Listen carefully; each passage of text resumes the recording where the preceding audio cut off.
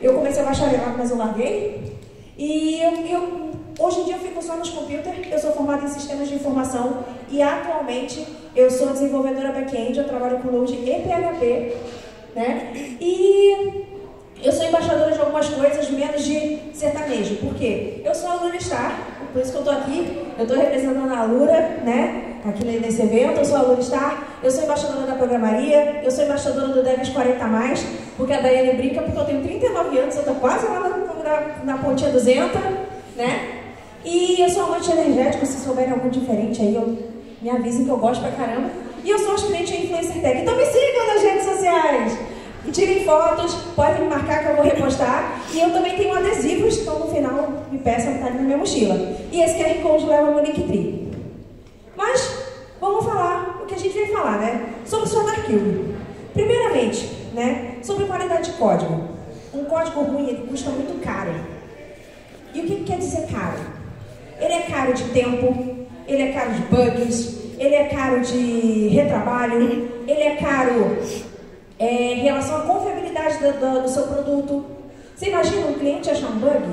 É péssimo, né? Então, assim, qualidade de código é tudo, em referente a isso. Então, a gente consegue englobar várias coisas aí, além, obviamente, de um código bem escrito, segurança, né, que o Rafa falou muito bem, né, a parte de usabilidade, que a Bruna falou muito bem. Então, tudo isso engloba essa parte de qualidade de código, né? E aí que entra o código limpo, porque o código que ele está limpo, o código bem escrito, ele é fácil de manutenção. Ou seja, qualquer pessoa vai pegar seu código e vai saber o que está escrito ali. Então vai ser tranquilo para consertar, vai ser tranquilo para dar manutenção, vai ser tranquilo para poder fazer novas features. Se você tem um padrão e toda a equipe segue, fica tudo muito mais fácil. E aí que entra o código limpo. E aí que entra o SonarQube, né? Mas, antes, ele tinha esse nome SonarQube. Só que hoje em dia, ele virou uma plataforma unificada. Tem várias coisas dentro dessa plataforma, eu vou falar mais detalhado, né? E é mantida pela SonarSource. Então, ela tem várias coisinhas, várias plataforminhas dentro dela que montam todo esse ecossistema do Sonar, né? E o Sonar está desde a parte de código, lá onde você vai, em tempo de desenvolvimento ali na sua IDE, até a seu CI/CD no seu servidor. Então ele é um ecossistema bem completo. E eu vou começar a falar dele sobre o SonarQube IDE, né? O que acontece? Lá na sua IDE favorita, no PHP Storm, lá no VS Code, lá nas extensões você consegue baixar o SonarQube IDE. A extensão, ele fica lá quando ele instala, você vai digitando o código. Você digita qualquer besteirinha, ele já vai fazer uma marquinha lá e vai te dizer onde é que está o problema e vai dizer onde consertar. E também ele já vai passar ali uma pequena verificação de qualidade, de vulnerabilidade, ele dá dicas. Então é muito legal porque, assim, antes de tudo de estar lá na sua CI/CD, né, você já consegue barrar muita coisa ali em tempo de desenvolvimento. E isso é muito bom para o nosso dia a dia. Acabou que eu esqueci desse slide. Ele vai marcar e ele vai ficar com aquela lâmpadazinha e vai te dizer ali, ó, tem um problema aí. E vai te dizer qual é o problema. E é muito legal, porque ele dá uma descrição do problema. Se você clica ali, eu não botei print dessa parte de quando ele ter posto. Se você clica ali, ele vai te dar uma descrição do problema, inclusive uma sugestão de solução. Isso que é muito legal do SonarQube, porque ele tem várias coisas ali dentro imputadas, né?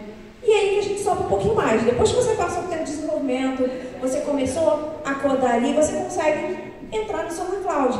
O SonarCloud ele já fica ali na sua CI/CD, né? Fica na sua pipeline, então ele já passa toda a verificação de qualidade, toda a verificação de testes, né? Que você fez lá, ou seja, no PHP Unity, no Bash, enfim. Ele já consegue passar ali e pega toda essa plataforma aí, toda essa esteira aí do seu DevOps, ele consegue estar inserido ali.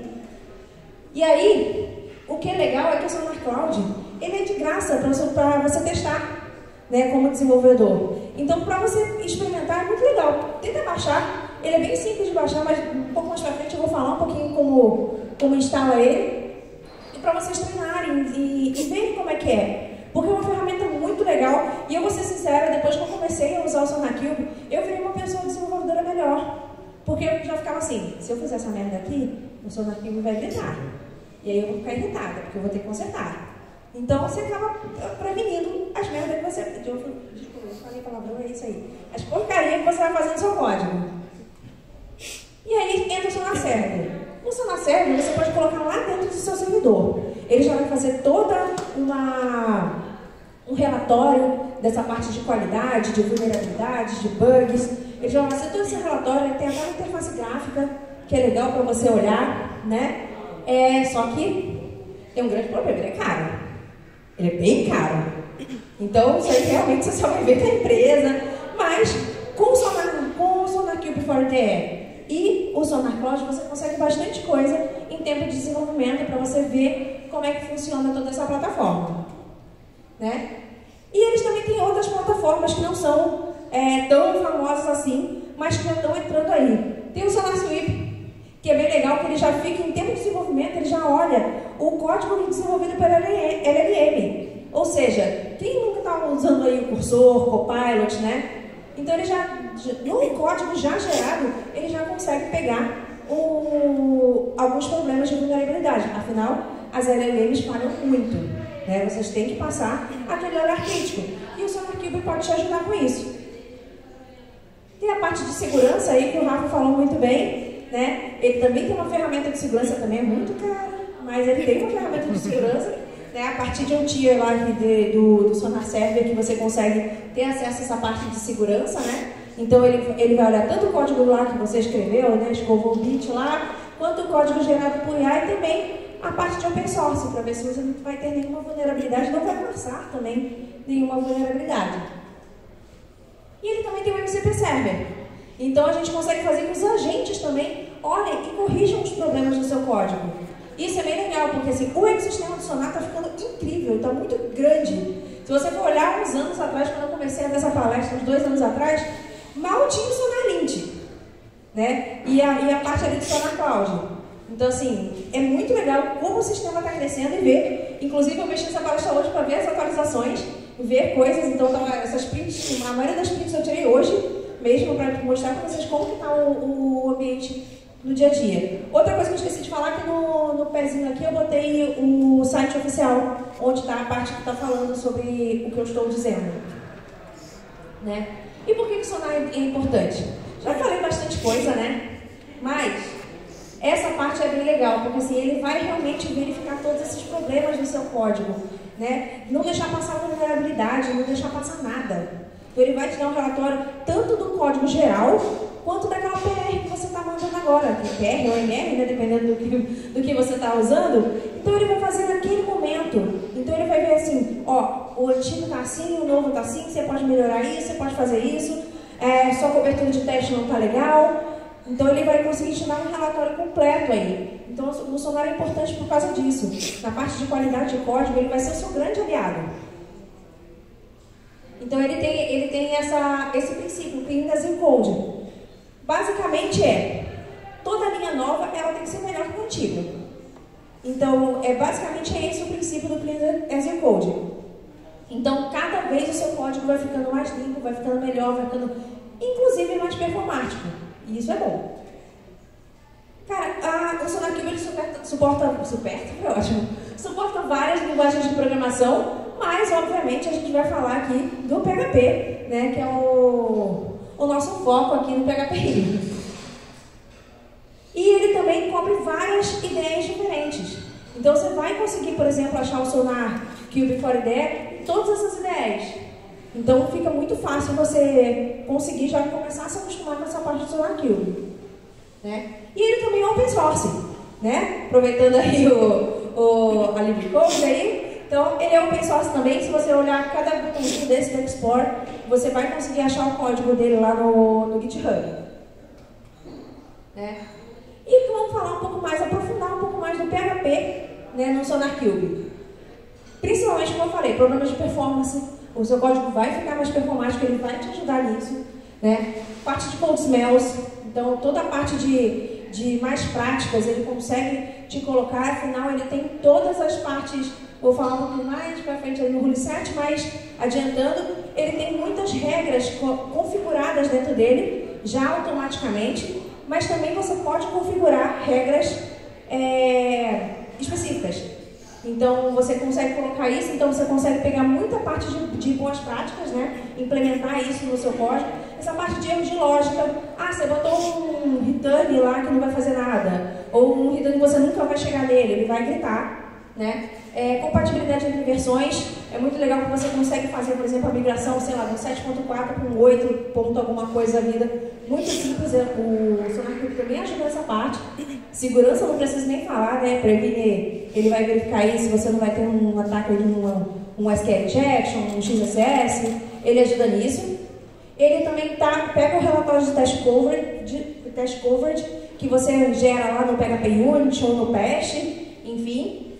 Complexidade ciclomática, duplicação de código. Isso é muito legal a parte de duplicação de código. Ele te dá aí a sugestão, mostra quais são os pedaços que está duplicado. E aí ele te mostra, dá uma sugestão, por exemplo, você pode fazer um help disso, se você usa isso muito. Então é bem legal essa parte, né? A única ponto que você vai ter que fazer quando você for usar no PHP, você vai ter que configurar esse arquivo com sonar.php.coverage.reportpaths. Então, na documentação tem explicando, tem até um exemplo de configuração desse arquivo, né? Ele é bem simples de configurar, né? Ele integra com todos os frameworks, acho que é no próximo aqui, isso. Basicamente, Laravel, Symfony, WordPress, Lambda, Zend. Então, basicamente, todos os principais frameworks de PHP, ele está incluso, né? Sobre o Rule 7, eu já dei um spoiler, ele tem já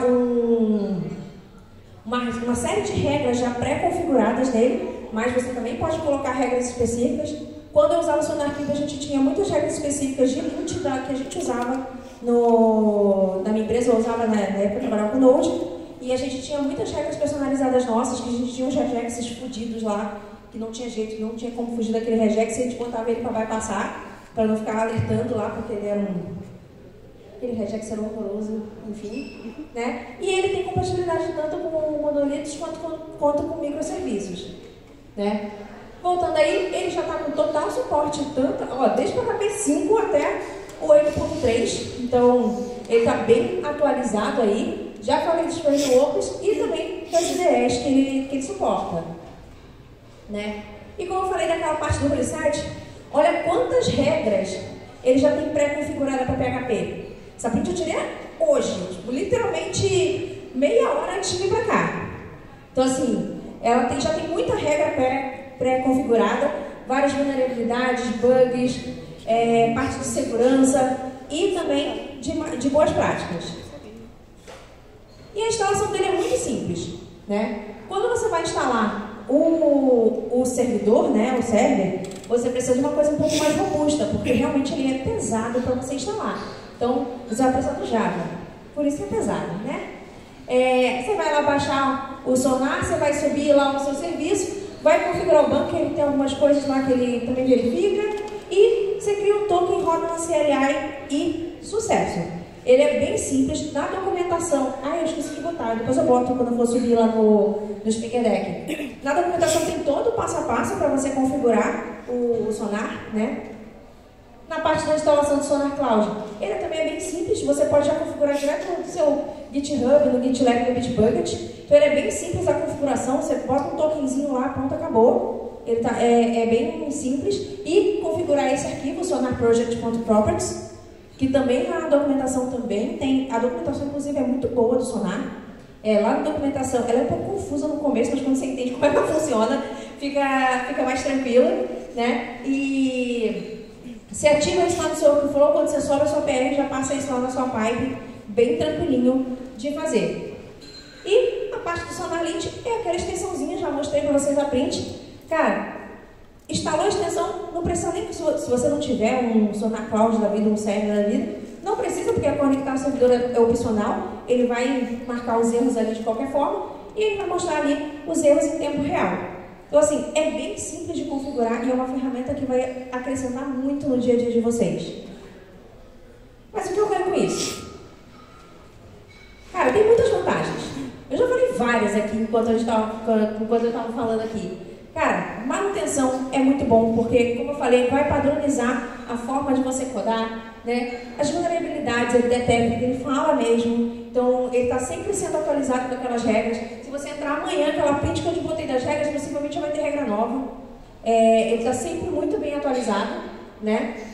Padronização de códigos, evitar regressões, cara, vai te ajudar muito a mudar rollback, porque ele vai também gritar ali alguns erros, alguns problemas que você poderia ter, alguns bugs, né? Ele ajuda a migrar versões, excelente integração com DevOps, como eu já falei, né? E na parte de negócio, como eu falei, bugs, código ruim custa muito caro. Então, cara, você vai evitar, você vai ver o seu time de negócio feliz, que você não vai subir negócio com problema, você não vai subir negócio com problemas aí de vulnerabilidades, com bugs. Então, isso vai te ajudar muito com o time de negócio a evitar essas falhas aí em produção, né? E você vai conseguir ganhar confiança nos deploys. Como eu falei, você vai evitar dar rollback em bastante coisa, né? E fora que no onboarding é muito fácil, já tem regra ali pré-configurada. Se o cara novo fizer qualquer coisa que não esteja dentro dos padrões que vocês colocaram lá, ele vai apitar lá e vai dar ruim. Mas tem vantagens, né? Realmente, quando você está configurando, parece que ali é uma beira do inferno, porque o que dá de alerta quando você começa a configurar, e quando você vê que quanta coisa errada você estava fazendo, é um inferno. Mas, cara, depois que você supera isso, é muito tranquilo, fica muito fácil você subir. A configuração do PHP para testes pode ser trabalhosa, como eu falei, você tem que configurar aquele arquivinho muito bem configurado, dizer onde é que está lá o relatório, para ele poder pegar e botar isso lá no seu relatório, né? Essa parte é muito importante, que nem todas as regras se aplicam. Lembra que eu falei para vocês que a gente tinha algumas regras quando eu trabalhava no Bumble que eram específicas que a gente colocava? Então essa parte aí fala sobre isso, né? Como eu falei, o self-hosted, você vai ter muito trabalho, porque tem que ter uma máquina parruda, porque realmente ele é muito pesado para você rodar na sua própria máquina, né? Vai ter uma curva de aprendizado para você pegar o reset, mas como eu falei, quando você começa a padronizar com a equipe, fica bem tranquilo. E esse código de fatigue, ele é chato, porque no começo ele vai dar muita coisa, muito erro, até o pessoal se acostumar, e é sobre isso que está falando. Então, você tem que ter um time muito bem alinhado com essa parte de qualidade. E, como eu falei, eu ia fazer o speedrun de palestra, né, para não atrasar ninguém. Então, muito obrigada, galera. Me sigam aí nas redes sociais. Mais uma vez, o meu QR Code e o Speaker Deck. Se vocês tiverem dúvida, podem me chamar nas redes sociais, que acho que não vai ter tempo para pergunta, né? Não, pergunta. Então, podem me chamar nas redes sociais, que a gente conversa sobre o assunto. Beleza? Obrigada, gente.